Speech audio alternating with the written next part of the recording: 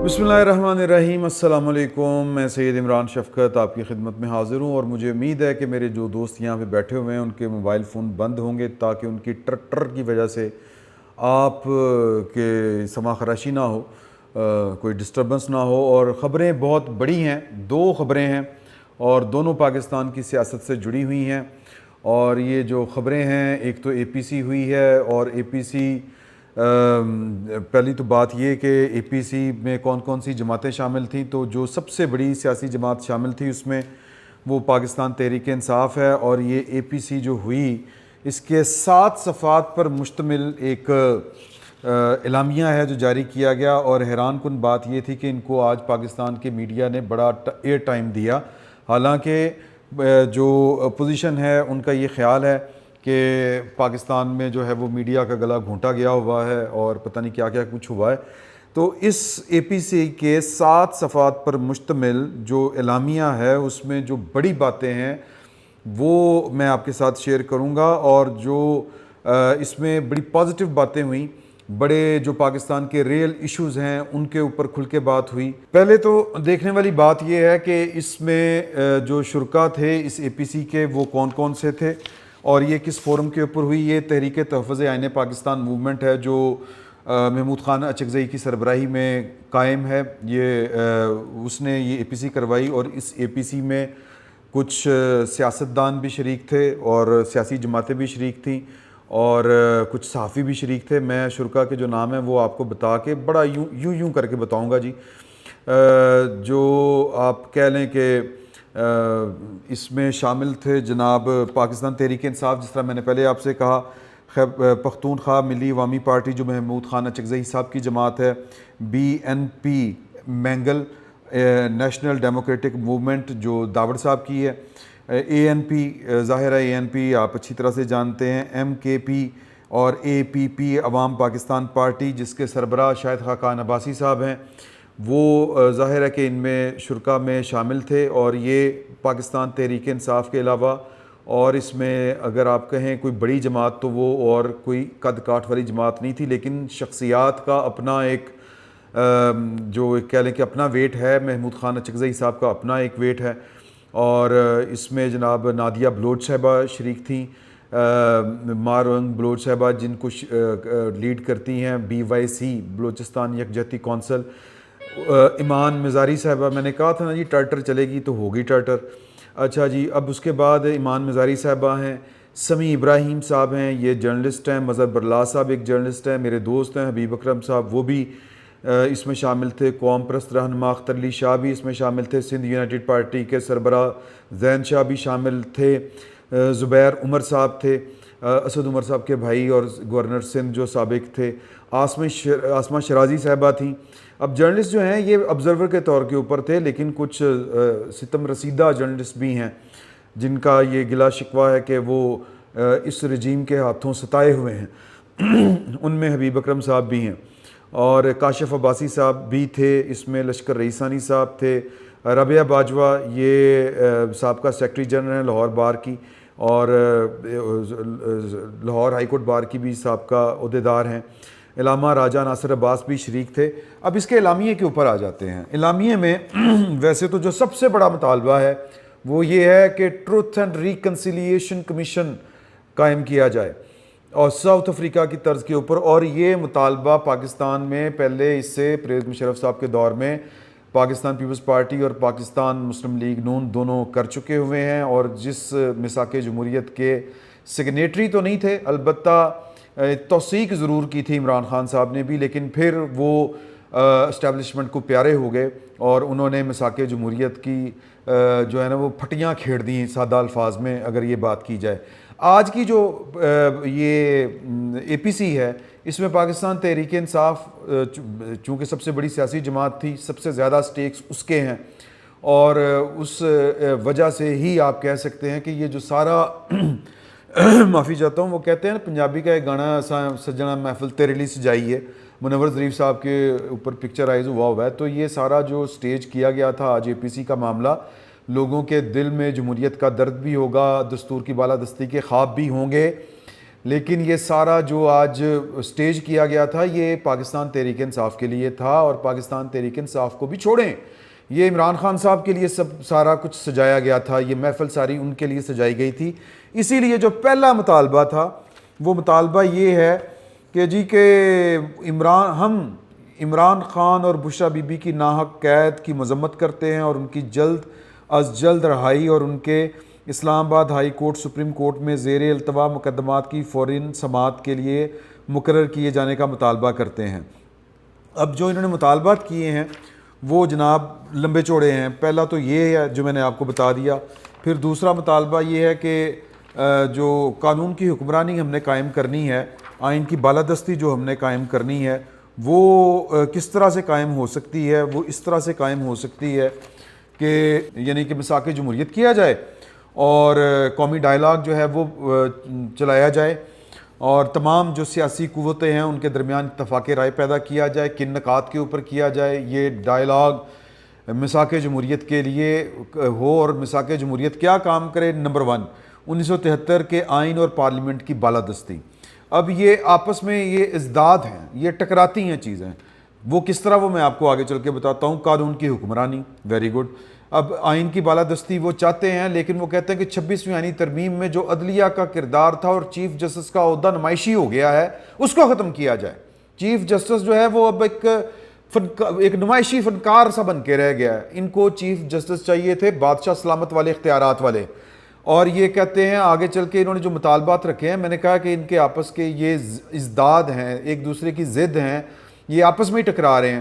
آگے چل کے کہتے ہیں کہ جی ججز کی اپوائنٹمنٹ کا ایک اور طریقہ ہونا چاہیے، اور دنیا بھر میں پارلیمنٹ جو ہوتی ہے وہ سپریم ہوتی ہے، وہ ججوں کی اپوائنٹمنٹ امریکہ، برطانیہ، ہر جگہ وہ پارلیمنٹس کرتی ہیں، اور یہ حکومت نہیں کرتی، پارلیمنٹس کرتی ہیں۔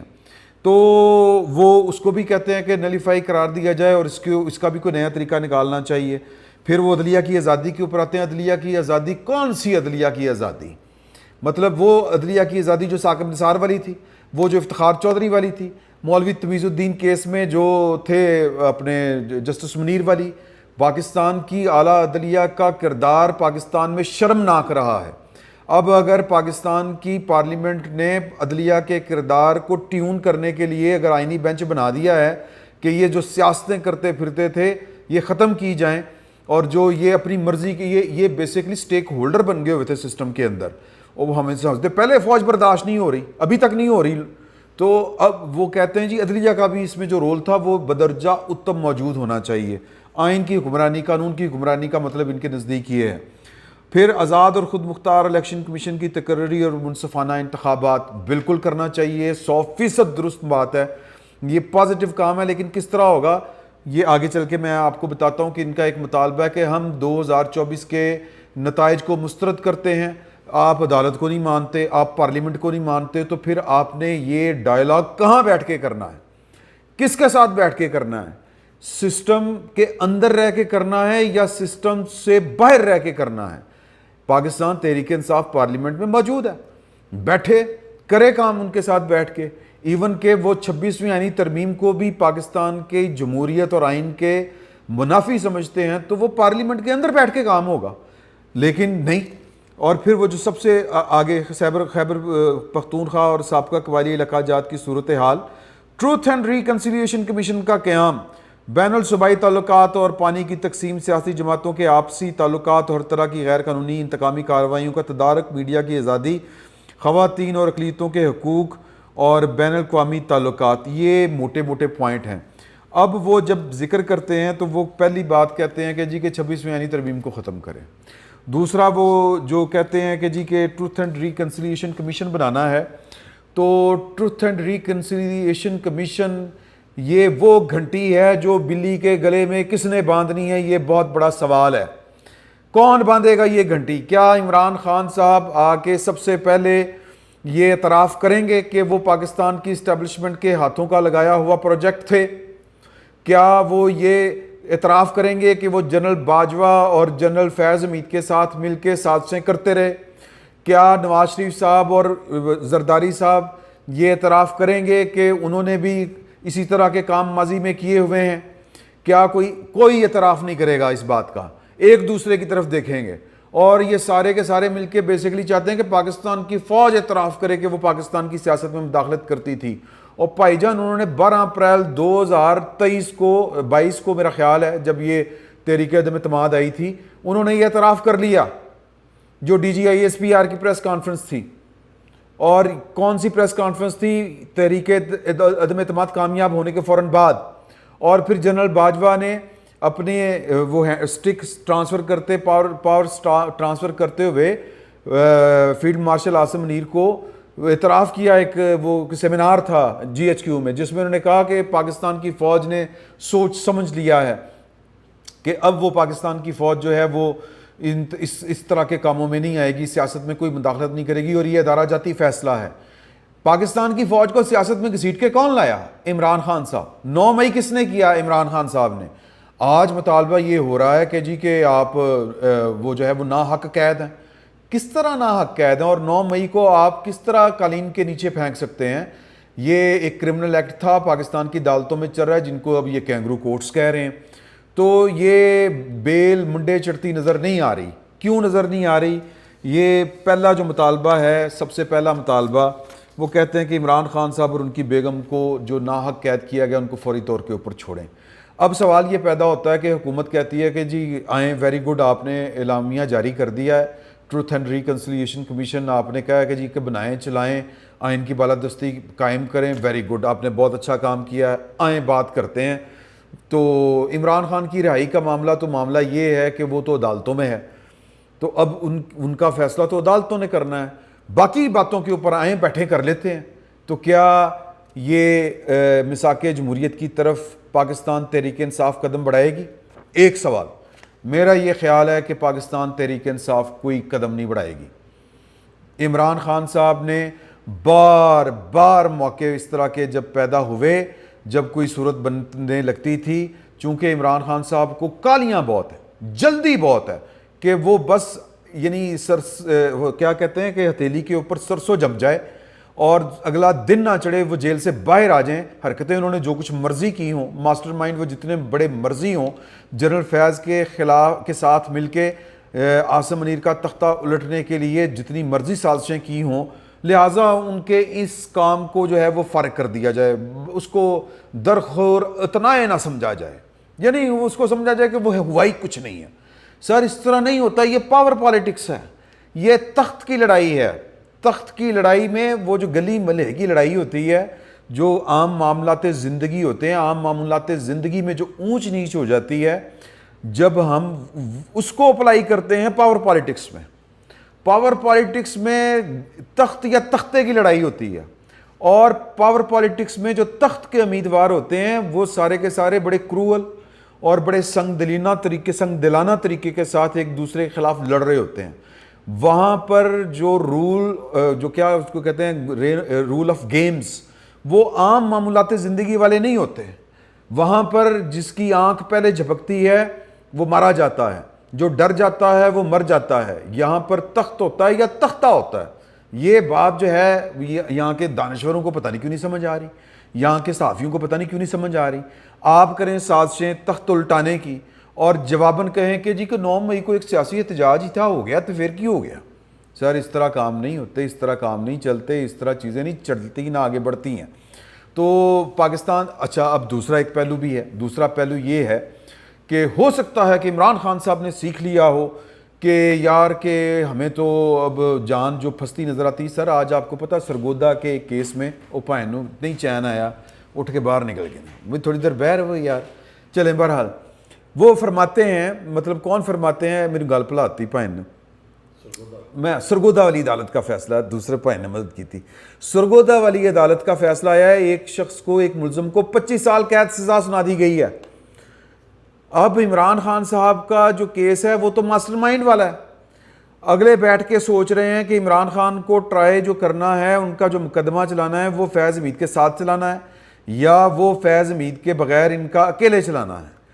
تو اگر فیض، میں بار بار کہتا ہوں کہ چولیاں چک کے دعاواں کرو پاکستان تحریک انصاف والوں اور جتنے دانشور آج بیٹھے ہوئے تھے سیاسی رہنما، کہ یہ بہت بڑا ایک جرم کیا تھا عمران خان صاحب نے فیض حمید کے ساتھ مل کے، اور اب دعا کریں کہ یہ معاملہ یا یہ کیس فوجی عدالت میں ہی چلے جنرل فیاض حمید کے ساتھ. وہاں پر کیپٹل پنشمنٹ نہیں ہے, وہاں پر کیپٹل پنشمنٹ سزائے موت.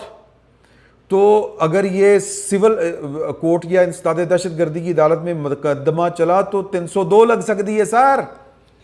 اور جو یہ مطلب یار یہ لوگ بہت ایزی لے رہے ہیں. لیکن میرا خیال ہے کہ عمران خان صاحب کو سمجھ آ رہی ہے جیل میں بیٹھے ہوئے کہ غلطی ہو گئی. اگر ان کو یہ لگ رہا ہے کہ غلطی ہو گئی اور اب ان کو لگ رہا ہے کہ سزا ہونے والی ہے تو سیاسی لوگوں سے بات کریں, ان کی طرف ہاتھ بڑھائیں. اب ظاہر ہے کہ پاکستان تحریک انصاف نے یہ جو اے پی سی میں بیٹھی ہے اور یہ جو سارا کچھ تیار ہوا ہے, ٹروتھ اینڈ ریکنسیلیشن کمیشن اور آئین کی بالادستی بلا بلا بلا ساری چیزیں, اس میں کام کی بات صرف ٹروتھ اینڈ ریکنسیلیشن کمیشن ہے سر. سارے بیٹھیں اور بسم اللہ کریں عمران خان صاحب, کیونکہ اس وقت سب سے زیادہ جو سٹیک کے اوپر جو چیزیں لگی ہوئی ہیں وہ عمران خان صاحب کی لگی ہوئی ہیں. بڑا جگرا کریں, جس طرح وہ کہتے ہیں نا کہ جگرا بڑھا کر کے. میں تو دیکھیں جی کہ بات یہ ہے کہ میں پلے بوائے تھا, مجھے اللہ نے ہدایت دے دی. سر جگرا بڑھا کریں, کہیں کہ جی کہ میں فوج کا اعلیٰ کار تھا, فوج کی مدد سے میں آیا اور میرے باپ کی توبہ, اب میں فوج کی طرف نہ دیکھوں گا, نہ ان کو کہوں گا کہ آپ اپنا نمائندہ مقرر کریں, نہ میں ان کو کہوں گا کہ جن کے پاس اختیار ہوتا ہے انہی کے پاس اقتدار ہوتا ہے اور انہی سے بات ہو سکتی ہے. پہلی بات یہ کہ عمران خان صاحب کی جو یہ والی سٹیٹمنٹ ہے نا کہ جن کے پاس اختیار ہوتا ہے انہی سے بات ہو سکتی ہے, یہ پورے کے پورے جو 7 صفحات کے اوپر مشتمل جو آج کی اے پی سی ہے یہ اس کی نفی کرتی ہے. عمران خان صاحب کا وہ بیانیہ اس اے پی سی اور اس ایکٹ کی نفی کرتا ہے, کیونکہ یہ تو بات کرنا چاہ رہے ہیں سیاستدانوں سے.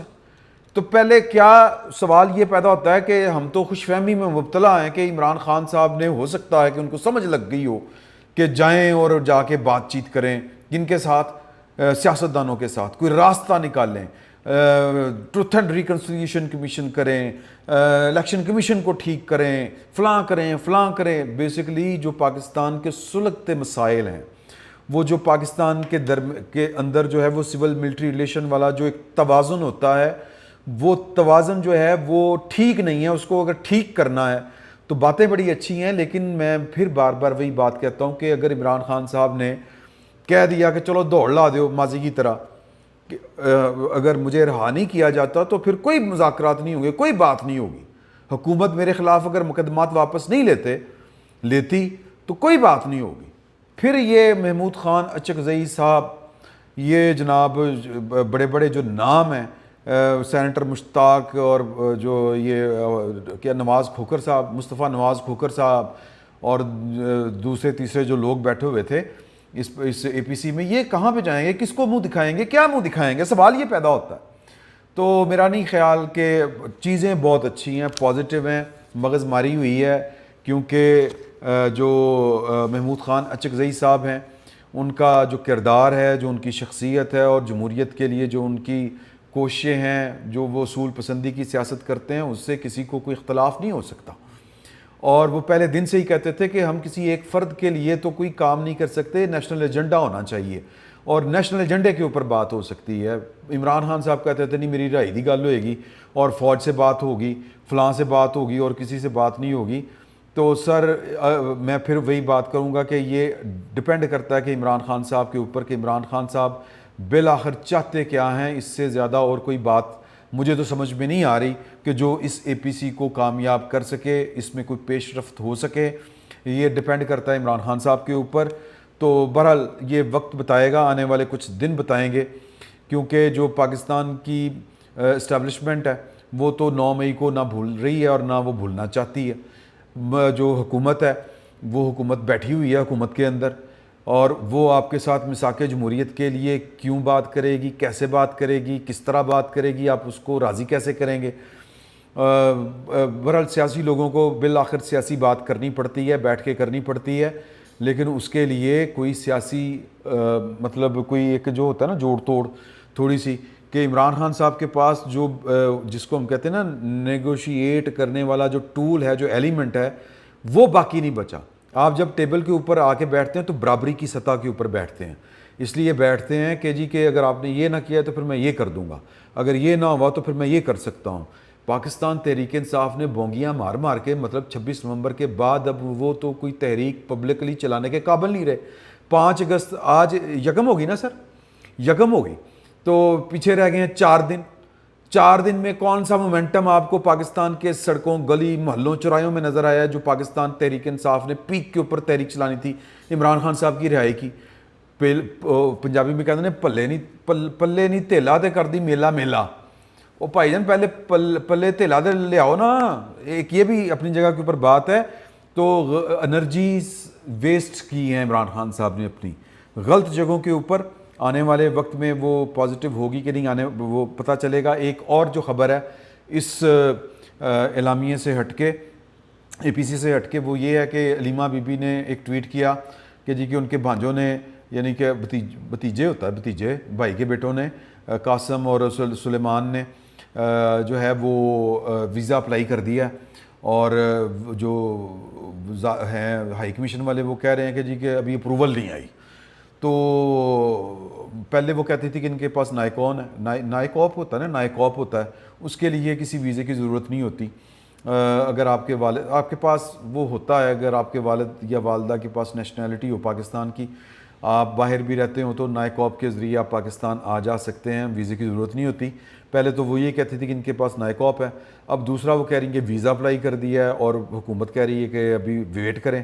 تو جو ہے نا جی یہ جس کو کہتے ہیں ہائی کمیشن برطانیہ کا پاکستان میں, یعنی کہ برطانیہ میں جو پاکستان کا ہائی کمیشن ہے وہ کہتے ہیں کہ یہ تو ایک پروسیس ہے, آن لائن وہ اپلائی ہوتا ہے ویزا, اور اس کے لیے کسی رابطے کی ضرورت نہیں ہوتی. پتہ نہیں انہوں نے کن سے رابطہ کیا ہے, مکمل لا علمی کا اظہار کیا ہے. تو پالیٹکس پتہ نہیں کیا ہے کیا نہیں. لیکن ایک سوال یہ پیدا ہوتا ہے کہ اگر آپ نے واقعی ویزا لے کے آنا ہے تو آپ کے پاس تو پھر برطانوی شہری والے ہی حقوق ہوں گے, پاکستانی شہریوں والے حقوق نہیں ہوں گے. آپ پاکستان آ کے برطانوی ویزے کے اوپر سیاست تو کم از کم نہیں کر سکتے, جس کی توقع یا جس کے اعلانات پاکستان تحریک انصاف کی جماعت اور جناب علیمہ بی بی کر رہی تھی کہ وہ آئیں گے تو لگ پتہ جائے گا. تو پتہ نہیں, وہ ویسے تو ویزا دے دینا چاہیے. وہ باپ سے ملنا ہے یار, آ کے ملنے دیں, کوئی بات نہیں. تو اگر وہ کوئی غیر قانونی حرکت کریں گے, اگر وہ پاکستان کے نیشنل نہ ہونے کے باوجود اگر کوئی ٹیں پٹاس کریں گے تو آپ ان کو بے دخل کر سکتے ہیں, ان کو روک سکتے ہیں, اور ہائی کمیشن کو آپ انوالو کر سکتے ہیں کہ یہ آپ کے شہری پاکستان میں آ کے کیا نقص امن پیدا کر رہے ہیں. تو یہ جناب ابھی تک 2 بڑی خبریں تھیں. تو فردر جب کوئی ڈیولپمنٹ آئے گی تو پھر آپ کے ساتھ شیئر کریں گے, دیکھیں آگے چل کے کیا ہوتا ہے. اجازت چاہتے ہیں جی آپ سے, اللہ حافظ.